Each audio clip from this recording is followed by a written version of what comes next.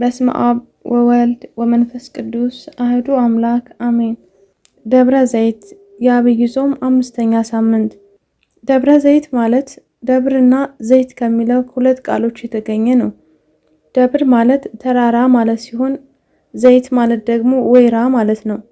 ስለዚህ ደብረ ዘይት ማለት የወይራ ዛፍ የተሞላበት የበዛበት የወይራ ተራራ ማለት ነው። ደብረ ዘይት የወይራ መብቀያ በወይራ ደን የተሸፈነ ተራራ ማለት ነው።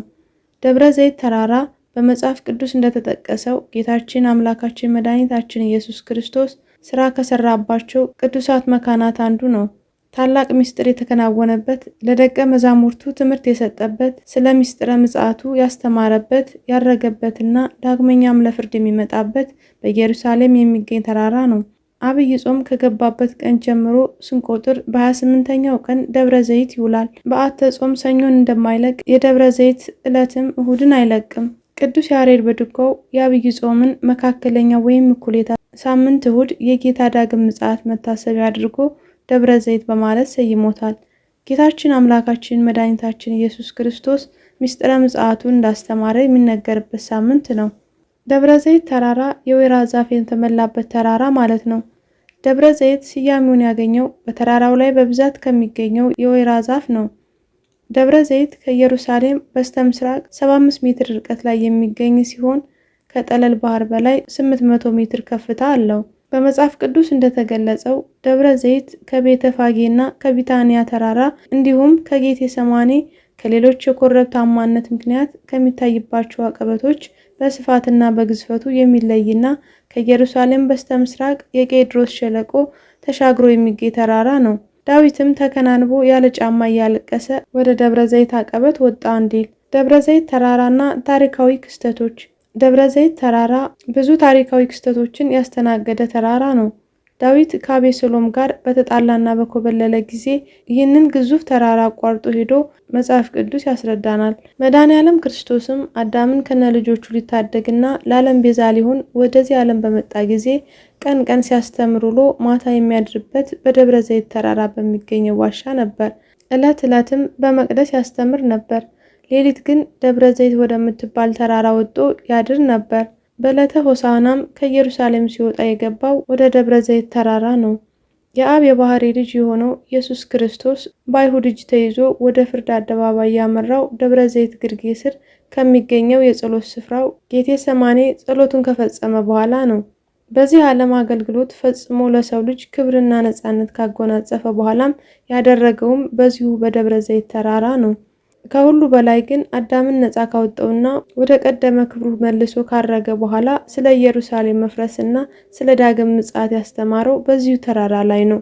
ወደፊት ዓለሙን ለማሳለፍ ይመጣል ተብሎ የተነገረው ትንቢት በመጨረሻይቱም ሰዓት በፍርድ አደባባይ ሲቀመጥ ዙፋኑን የሚዘረጋው በዚሁ በደብረ ዘይት ተራራ ላይ መሆኑን ነቢዩ አስረግጦ ጽፏል።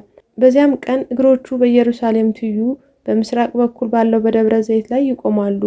ደብረ ዘይትም በመካከል ወደ ምስራቅና ወደ ምዕራብ ይሰነጠቃል። እጅግም ታላቅ ሸለቆ ይሆናል። የተራራውም እኩሌታ ወደ ሰሜን እኩሌታውም ወደ ደቡብ ይርቃል። በዓለ ደብረ ዘይት ቤተ ክርስቲያናችን ከምታከብራቸው 9 ንዑሳን በዓላት እነዚህም በዓላት ስብከት፣ ብርሃን፣ ኖላዊ፣ ጌና፣ ግርዘት፣ ልደተ ስምዖን፣ ቃና ዘገሊላ፣ ደብረ ዘይትና መስቀል ናቸው።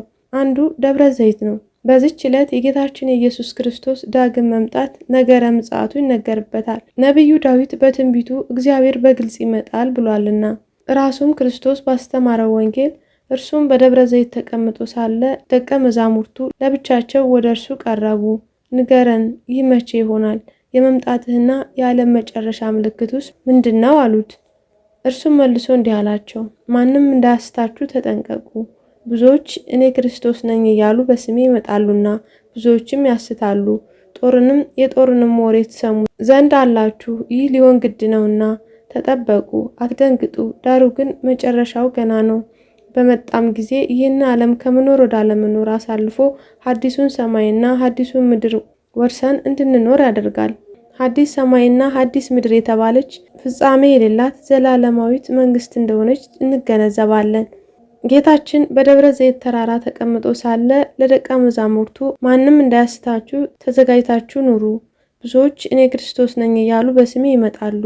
እስከ መጨረሻ የጸና እርሱ ይድናል። የሰው ልጅ በሚመጣበት ጊዜ የሰማያትና የምድር ኃያላት ሁሉ ይናወጣሉ። ያን ጊዜ በምድር ኃጢአት ያደረጉ ሁሉ ያለቅሳሉ አላቸው። ጌታችንም ራሱ እንደተናገረ በትእዛዝ በመላእክትም አለቃ ድምፅና በመለከት ድምፅ ከእግዚአብሔር ዘንድ ከሰማይ ወደ ምድር ይመጣል። እርሱ የሕይወት መገኛ ነውና ያን ጊዜ በኃጢአት ከመሞት ይራራልን።